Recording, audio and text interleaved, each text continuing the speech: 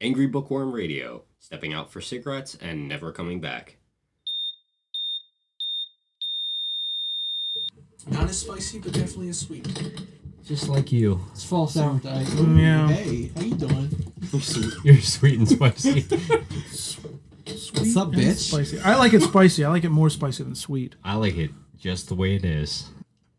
Hey everybody, and welcome to this week's episode of ABW Presents. Today, we have Dan in the studio, and we're going to be doing a Q&A behind the game screen with our master DM.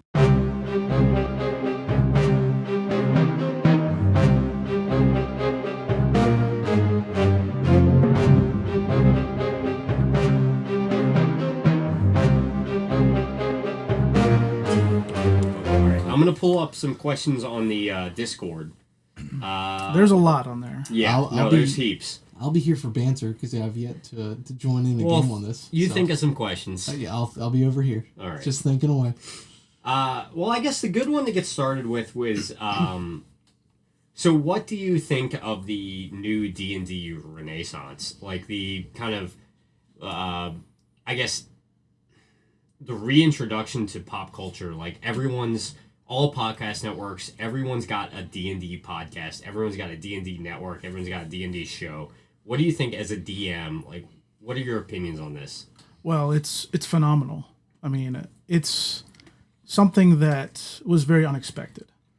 I remember when it first started and everything came out. It was early 2015, roughly. And that's when I first caught wind of Critical Role.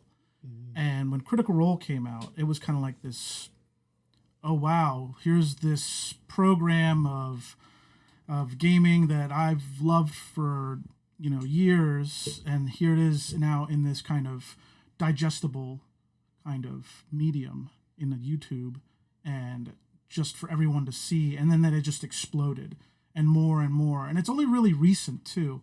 I think in the past couple of years where it's really taken off. So is it just that it's more accessible to people, or with the internet and YouTube and everything? I think so, but I think it's been that way for some time actually. It wasn't until Critical Role that it kind of just they demystified the game itself. Because what was because you're, spoiler alert, slightly older than Drew and I. I'm just a baby, actually. You are literally thank you. An infant in the studio. Yeah. How do your headphones stay on? It's a mystery. What was growing up? What was the I guess the stigma that kind of comes around with, oh, you play Dungeons and Dragons? You'd be surprised. Growing up in high school, middle school, I kind of got introduced to it late. I think it was late middle school when I got introduced to it. It was very hush hush. The world of it was, no one really talked about it. It was, it's just a bunch of guys in their basements. Mm-hmm. It was very much a guy's game, nerds. Was it like that typical Hollywood adaptation? Very much, deal, very much yeah. so. Like that, how they depicted it. It was just like, hey, this is for a very niche group of guys. Yeah. It's the nerds who played in their mom's basement. Popcorn in the back, all that stuff. Quite a few times did I play in mom's basements. I can't relate to that. I just remember growing up in a world where it was frowned upon to be involved in it, because it was, a lot of the parents didn't understand it, and they thought that we should be doing something better with our time. Gosh, looking back at it now, it's like, it feels like yesterday, but it doesn't. Well, I guess my question would be, what kind of got you into it? What was your origin story? Man, me and my brother and a close friend of ours, we loved Braveheart. I mean, the movie just came out probably a couple of years ago. Braveheart was huge. We would watch it over and over again. Mm-hmm. And I remember an old friend of mine that was, we were all into it, and he was just like, "Oh, hey, we can play this." What do you mean? It's like, "Yeah, we could play this. It's a game called Dungeons and Dragons." And I'm like, what? This is awesome. We love this movie. Let's bring it over. Let's do a trial run. And he brought over a module. God, life me, I can't remember the name of it, but I remember my first character to this day. It was so bad. Let me tell you, so bad. The twinkle in your eye. Oh yeah, is phenomenal. It was so bad though. But look at it, everything's hindsight. It's 20. Well, no, and then it just kind of builds upon itself. And I went back for a few moments there. Oh wow, back in time. But you talk about your first module, your first character, and everything, but it sticks with you. And I can definitely, I can relate to that, and I'm sure you can. Kind of being more fresh into it than I am, and way more fresh into it than Dan is. Your first character sticks with you, and how you got involved definitely does. How did you kind of make the transition from being a player to being a dungeon master to running the games? That was very quickly. So my original DM, who introduced us to that module, and my brother and I played, I was immediately hooked, and I just kept on asking him too many questions. He was just like, you know what? Here's the book. Why don't you just figure it out? And it got to the point where I was a player, but I didn't understand what being a player meant, because I actually drew all the maps. I planned everything out, and I just exploded with this imagination and this world that I created from just a little module. And he just kind of got sick of me asking so many questions. He's like, here, just read the book. So I just devoured it, and I'm like, I want to do this. I have stories to tell, and it was an instant hook. I don't think I was a player for very long. And I was just running, and I went straight into running games. What did you play? Because I know that when we started out many years ago, we were playing Pathfinder. Then we kind of bounced to 5th edition, and then we're back to Pathfinder 2nd edition in the playtest. So what was the first system that you started playing on? Oh, it was Advanced Dungeons and Dragons 2nd edition. Whoa. Yeah, so we're talking way back. Jesus. Way back. Was I born yet? I doubt it. I don't think so. Yeah, I think the 2nd edition came out in like 82, 83. So definitely. I was. We were wee babies. Yeah, no, I wasn't. Yeah. We were twinkles. Twinkles in our father's eye. Yeah. I know that it was already old by the time that I was playing it in the mid to late 90s, and it was a system that was in decline because much of the company that had created it had pretty much not been pushing out any other content. It was really still kind of fading losing its luster. It was for a long time. It was losing its luster, and second edition was out for more than a decade, I think, by the time that it landed in my lap and started playing it, and it was complex. Mm-hmm. It was very, there's a lot of math involved. And this is second edition. Second edition, a lot more math involved, and I think that math and the complexity of the game scared people away. I gotcha. That's why it was very much niche, a niche crowd. And then it kind of streamlined with 3.5. Well, it was 3.0 that came out. So in 2000, I remember this day. I walked into where he was. I remember where I was. It was like around 2099 when Wizards of the Coast bought the company. And I remember walking into, God, what was it? You remember Walden Bookstore? No. Oh God. Yeah, they don't exist anymore. In 2000, I was 5. Yeah. I remember Borders briefly. Yeah, not that. No. Yeah, Dan silently dating himself. Yeah. So old. The only bookstore I remember is like Scholastic. Do you mean like Amazon? No. Is it like a bookstore like Amazon? No, it's because they just had this is even before. What is a book? A book? Before Facebook. Like a Kindle. What? Yeah. But with a physical Kindle? Like a real book. Far out. With pages. Yeah. What outlandish. What's a page? Anyway. It was, I walked into the store and there it was, kind of in this presentation fold out 3rd edition. And they had new art, new covers. It was all flashy. And it was the same company that did Magic the Gathering for years. So they knew how to really... What's that? They knew how to market. Oh, they knew what they were doing. So there it was, flashy, and I just stopped in my tracks. And I'm like, I looked at the lady behind the counter. I'm like, is that third edition?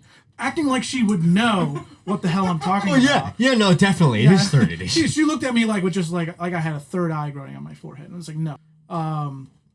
So I picked it up immediately. I bought all 3 books with what little money I had at the time. Bought all 3 books. Tuppence. Yeah. But back I only then, had you know, 3 schmeckel. let me tell you, a book was a lot cheaper back then. I picked up the books, and I had a core group of friends. Was already in high school by this time, and we had already been playing second edition for so many years. And I picked up the books, and I told everybody. I think I called everybody because there was no texting then. You called people. I called people. That's a sense of urgency that I feel is lost. Literally like, hey guys, and we used to hang out a lot too. Back in the day, people hung out with each other, and I wouldn't know. physically. I mean, we're doing it now. Yeah, we are. We're in the same room. This is kind of like a job. No, this is all. Yeah, you're right. At this point. So I called everybody up, and we got all together, and I'm like, I got the books, and I'm going to read them tonight. And I think I read them all within a couple days, from cover to cover. The Player's Handbook, the Monster Manual, the Dungeon Master's Guide, everything brand new. Absorbed the material and the new rules, and I was like, this is awesome. It's great. They streamlined everything. They made everything. There was much more sense to it. So there's like, higher is better, lower is bad. Mm-hmm. That makes sense. So it was still very complicated, though. I mean, the skill list is as long as this table. So Jesus. Yeah, it was very complicated. The grappling was like, I don't know, physics. Understanding how you grab somebody was apparently trying to understand, physics. But do you need to take like calculus too? Yeah, it was there was still some complication to it, but it streamlined the, higher is better, lower is bad, and it created the concept of natural 20 is a crit and a 1 is a failure. So it kind of set the grounds for what we know exactly as D&D today. Yes. Okay. Got it. That was it went from that huge leap from second edition. Which so was what can you tell us about fourth edition? Let's not talk about the fourth edition. Oh, it's that bad? It's that bad. I've looked into it. I've never dabbled. All my knowledge is from Pathfinder. Well, Pathfinder. I guess now we call it. First edition. Pathfinder first which is edition. weird. Yeah, I know. And then D&D fifth edition, which is very much like you take the core of 3.5 and you kind of like hack it down to its base levels. Yeah, they really, really streamlined it down. I mean, the skill list, quarter of what it was. Which is great for if you're like a fighter, if you're maybe, I guess, a barbarian, definitely. Mm-hmm. But if you're a monk or if you're someone else. Or like a mage. Who kind of has, I guess, a lot of. Because I kind of think of like, our buddy Brian. Oh, yeah. Who some of his characters who have a lot of, he'll do Fury of Blows and he'll have a lot of, but this plus this plus this plus yes, this. There's a lot of that modifiers that can just stack up. And Pathfinder is great with modifiers. Fifth edition, it's kind of just what you roll and plus this is that. It's very simple. They streamlined it, but they listened to their audience a lot better than they did in fourth. The key difference between them is fourth edition was made during the era of World of Warcraft. And that's when it just took over the world, pretty much. I don't know if any of you guys ever played it. I played it. Personally, myself, no. I've never.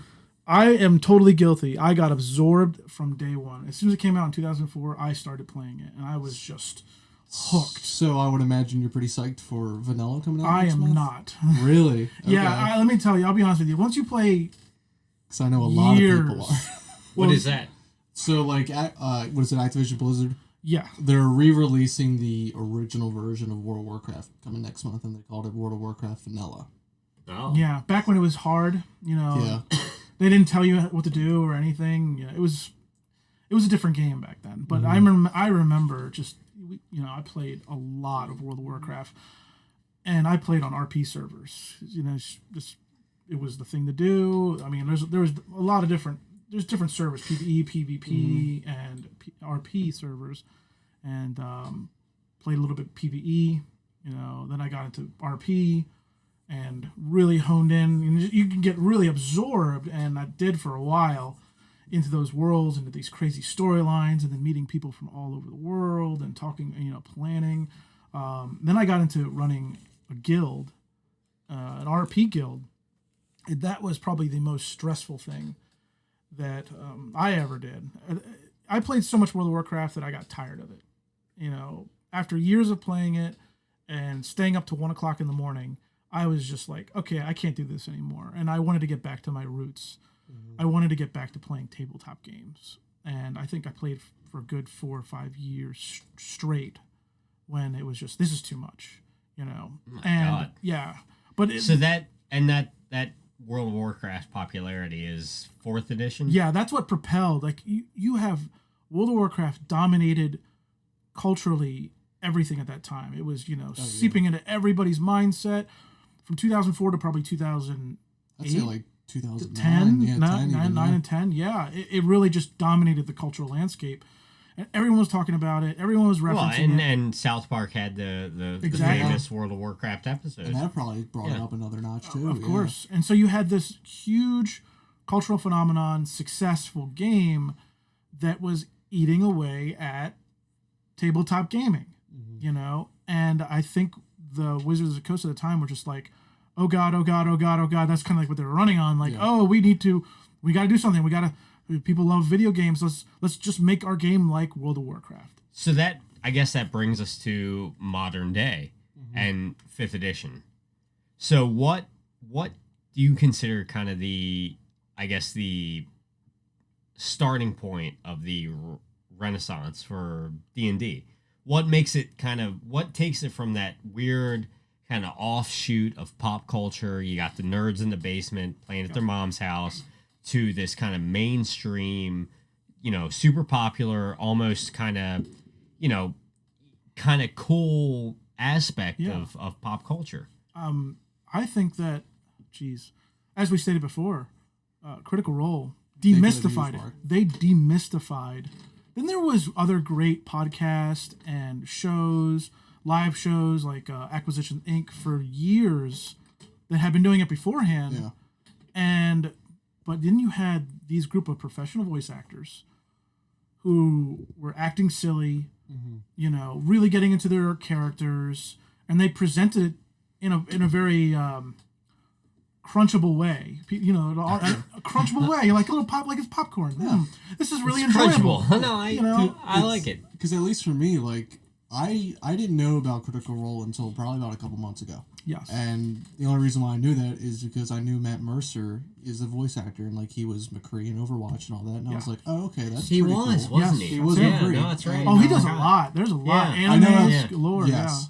Yeah. And like they're on Spotify, so since I have that commute home, I started listening to them there, and I was like, this is really entertaining. Yeah, I mean, and they made it. They're entertainers by heart, so they know how to act. They know how to. They all come from some type of play background, acting background, so they know how to not step on each other. They know how to read each other at the table, and not only that, they're just friends. Yeah, they're all best friends. Yeah, and you can tell. Like, these are just friends playing a game that they've been playing. They were playing 2 years before they even started streaming in their own house. And all of a sudden, they just have microphones for them, and nothing changes. Nothing really changed. Yeah. And that was kind of like their big litmus test for, like, hey, look, I don't want anything to change. But that itself, that game, that show propelled more shows. And it just became a phenomenon. And then all of a sudden, you have Vin Diesel. Yeah, he's a huge D&D fan. I did not know Terry that. Crews. Yeah. Oh my God, have you not seen? I have not seen Vinny D. No. Really? No. Oh my He's been God. playing since the 70s. Yes, the last Witch Hunter. Have you ever seen the last? Oh yeah, it was great. Dude, it's a great underrated film, and it's very much like, Vin Diesel's perfect D&D game. And he's so into it. And Helen Mirren, I think he played with on Fast and Furious. Yep. You have all these celebrities coming out and saying, "Oh yeah, no, I play D&D all the time." It's been huge. Yeah. And I think that all these people played when they were kids, then they got out of it because they were told, get a real job. It's a kid's thing, yeah. It's a kid thing. Get a real job. It's very much like geez, It's like video games. I'm sure everyone's seen Stranger Things now, season 3. Fine. Oh man, I guess no spoilers there, but I haven't even started one. Man, so but in there, they're really. I know that plays an element into it. It does, but it also in there they kind of play that out of growing out of it for a time, and I think that a lot of people grew out of it. A lot of people went away from it for a while, but now you're having people that are in their 30s, 40s that played when they were kids, rediscovering the game and realizing, man, I really missed this, or I needed this. And tabletop role-playing, and especially D&D, provides something that video games can't. Yeah. Or haven't really achieved yet, and that's that sense of community and that feeling you get of just telling stories with your friends, like around a campfire. I think it's that sense of socialization. Yes. That you don't get with video games. I mean, you can get on a mic and you can, get on Xbox Live and stuff like that. Good luck. Yeah, well, yeah. But it's not sitting in front of someone and talking to someone and having someone craft a world that you want to be part of. Yeah, and especially for you, think about it. It's not only just them crafting a world, it's crafting a world for you, your friends, and you're crafting it as the player too. Yeah. So it's your story as well. And that you as the DM have to react to what we do as the players, how we change the world and how we, our decisions and everything, and maybe we completely go against what you planned as a DM. Yeah, that's why I pretty much just give it up planning. It's funny because it's impossible. Yes. It started it was from May until December of last year, and the way we did it is the reason why we did it is it was a bunch of college kids that we know, and we all wanted to keep together. But of course, we all like the tabletoppers, but all of us live in extreme amounts of just around the area. It's kind of almost impossible to plan. So we started using, there's a program that's through, or not a program, but a game through Steam that's called Fantasy Grounds. I'm not sure if you heard of it. I've heard of it. Yeah, it's basically, it kind of does it all in one. It takes care of all the mathematics too, and I think it's based off of D&D 5th edition. I'm not sure. I don't know. I've never done any of that. You're the only one I think that have done the online stuff. Yes. I think in the past 7 years, 8 years, the online community programs and websites for gaming have really expanded. Yes. And at least for me, for someone that really hasn't played D&D tabletop even that much, the learning curve for that was very easy. Yeah. Of course, because it's I pick my character, and then it's if I want to attack with this, I just drag and drop, and it just does it for me. You should look into Roll20 as well. That's also a good one too. Yeah. Well, I thought you used Roll20. No, we used Fantasy Grounds. Okay. Yeah, there's a few out there, but I know of Roll20. I don't know of Fantasy Grounds too much. But no, it was a very fun time. We just used Fantasy Grounds, and then we would use just Discord voice chat, and the DM was still able to tell a narrative through that as well. Yeah, and he also kind of gave up on the planning as well. It was very improv because we would just do, of course, as college kids, would just do stupid shit. Yeah, I love it when players attempt to think outside the box. Yeah. Or trying I love it when players attempt to think. Yeah, because they're just not good at it. They're going to be oh, well, here, we're going to do this, we're going to do this. And they make these elaborate plans, and I get to sit back and just wait. Mm-hmm. And all right, well, you know what? It sounds great. Don't roll a 1. And that's all I got to say. Mm-hmm. Yeah, I've definitely had some stupid thoughts. No, I have too. But I've had some good ones. Some Captain Jack Sparrow moments of, this is something I'm going to do, this is something I'm going to try, and, as the DM, you just kind of have to roll with it. You have to say, okay, well, if that's what he's going to try, I have to just figure out how it's going to work. Yeah, and I was guilty in the past, really bad, of, over-planning. You can, and you can overplan, and you realize, oh, it's my story. It's my story. I can plan everything on. I want every encounter. And if you read a lot of modules, you get into that mindset, I want to make it just like the modules. I want to plan out every encounter, every dialogue, but not every player is going to follow that pre-described path that you have set for them. What if they kill the town guard? Oh, well, plan A's done. So I really have changed my mindset, especially with this upcoming campaign, to take it as a create the scene. Sure. And I've listened to a lot of online DMs, a lot of YouTube videos. There's tons of advice out there, especially nowadays, much more than there was ever before. Back in the day, you just had to read in magazines, like Dragon Magazine or Dungeon Magazine. That's all you had. But yeah, you can watch these videos, learn from other DMs and GMs out there about how they run, how they plan encounters. And there's so many different ways. And what I've realized is there isn't one way to do it right. It's just your way. Right. And I mean, I just sit down one day and I just like, okay, I create the scene. So it cuts out a lot of this stress of planning. Like, what do they do next? How do they go there? How do we get to this point? Kind of just go with the just flow. go with the Yeah. flow. Yeah, it makes sense. Yeah. And I think that's the best route, because then it makes it feel like it's the player's story too. So when you guys sit at the table and you're like, my decisions matter, my path, the character that I created matters, and I can do whatever the hell I want. You know, I'm not getting railroaded. I'm not getting dragged by the nose. And I think it's important for players to feel like they're in that world. You know, you're part of it, and it's alive to you, and that's the most important thing. That's how you are a successful DM or GM. You make the world feel alive. What did the players do to totally derail your plans that was most memorable? So as a DM, you have a moment set up. You're like, I want this, this, and this to happen. And what did they do to completely derail that entire scenario? Oh my God. Yes, I can really picture it right now. I was back when I was a very young DM.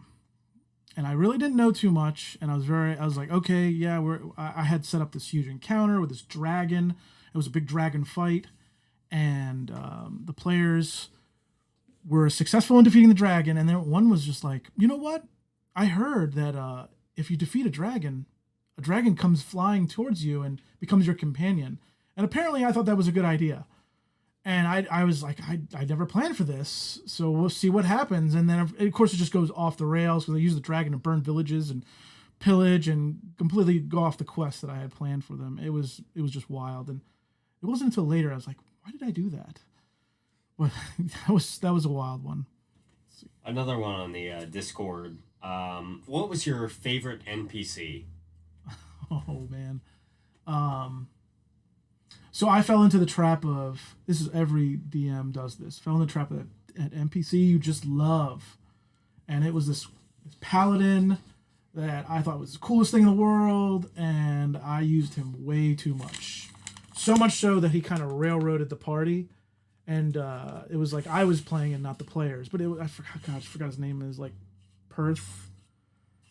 It was so long ago, but I don't even remember the name of him anymore. But I just remember that I had created this paladin. He was just so OP, and just everyone hated him by the end of the game. They just thought of ways to just kill him or get him into predicaments where he could not survive. So yeah, that was an NPC that that was a moment. Well, no, hang on. What do you mean? You made a Mary Sue.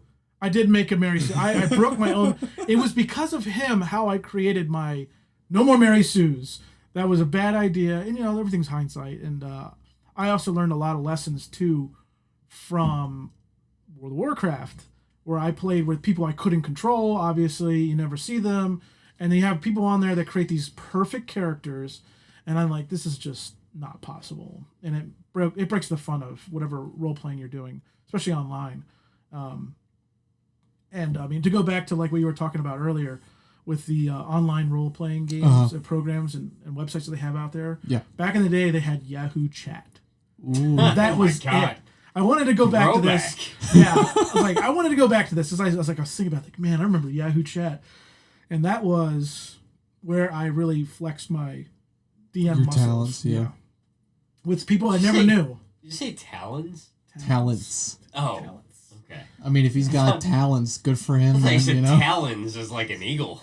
Yeah. And it wasn't Dungeons & Dragons we were playing. I set up a game on a Yahoo chat for D20 Star Wars, and we played Star Wars. Nerd. And, oh yeah, it was awesome. That actually sounds pretty cool. It was. No, I love to it. be It was honest, yeah. awesome. It was a good time, and I played for an entire summer with a group of guys that I never met.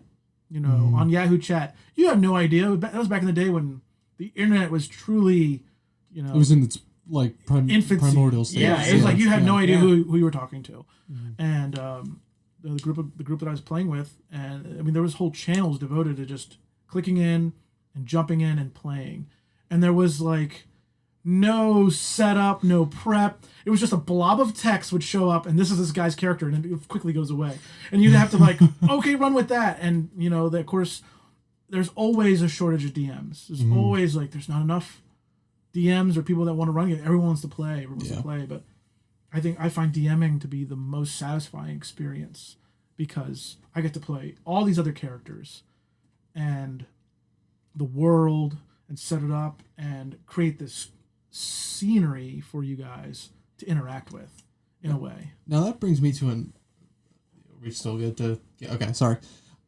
That brings me to another good question, because at least I haven't experienced you as a DM yet, but I did play a game or two with you when you were a player. Yes. And with you DMing and coming up with all these characters, I know that you like to put on a show with your characters. Now, do you have an idea, especially, I guess, like voice-wise and like character-wise, do you have an idea of how you're going to do it, or is it more of like... we're just going to roll with this on the fly and see what happens? I love voices, and I got to work on them.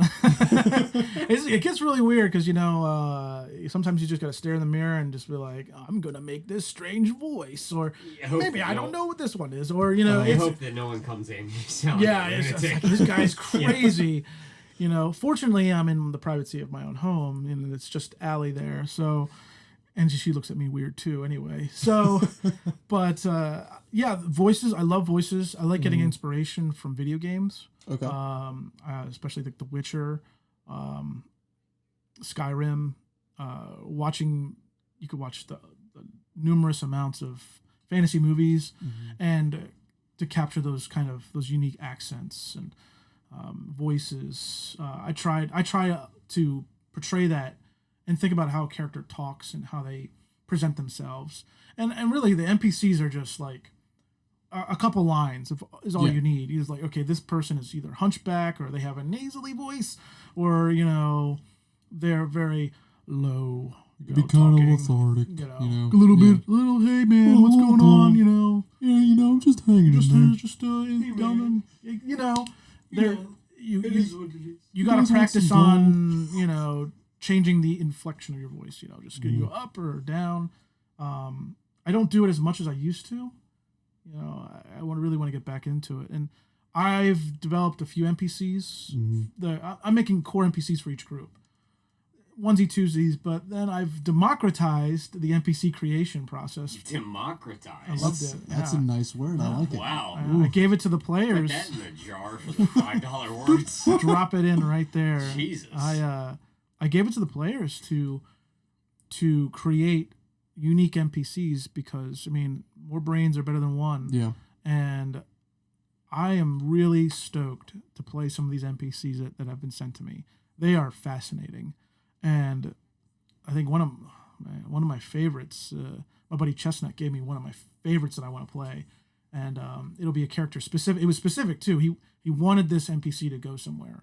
Okay. So the most part, the NPCs everyone's creating are going to go in the opposite group that they're in, but it's random.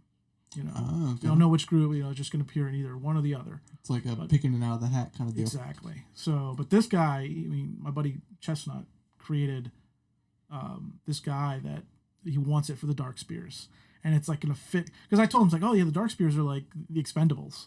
You know, just a team that goes in and blows shit up. And that's what they do. You know, they're like the special forces that nobody cares about, and, you know, if they get killed, well, oh well. So Chestnut created Terry Crews. We'll see. We'll see. Well, I'm really excited to play this character because he's also tortured. It's funny that you bring that up because we have another question from the group text from Chestnut.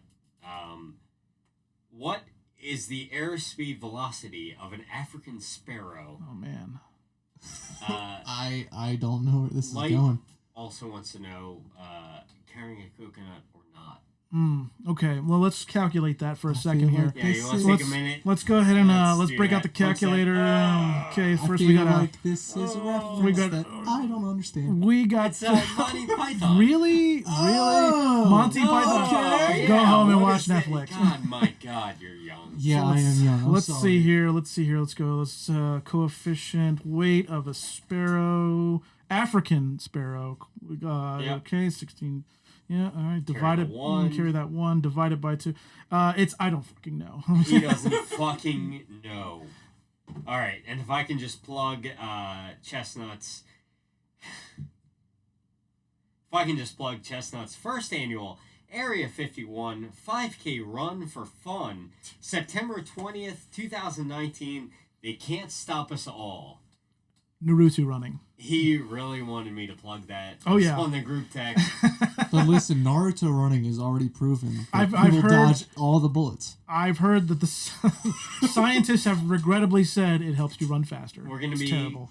would you say, clapping them cheeks? Clapping the alien cheeks, yeah. I'm going to end the recording right there. Did we get everything we wanted out of that? I think so. You confident with the next campaign? Oh yeah, Self-proclaimed MCU of D&D and it's gonna be great. It's gonna be great. I'm excited for it. It's 3 different storylines intertwine, and it's gonna be a challenge for me, which I love to challenge myself. Well, we love to challenge you too. Yeah, Our masterful DM, Dan. I'm Grant. And I'm Drew. All right. Thanks for listening.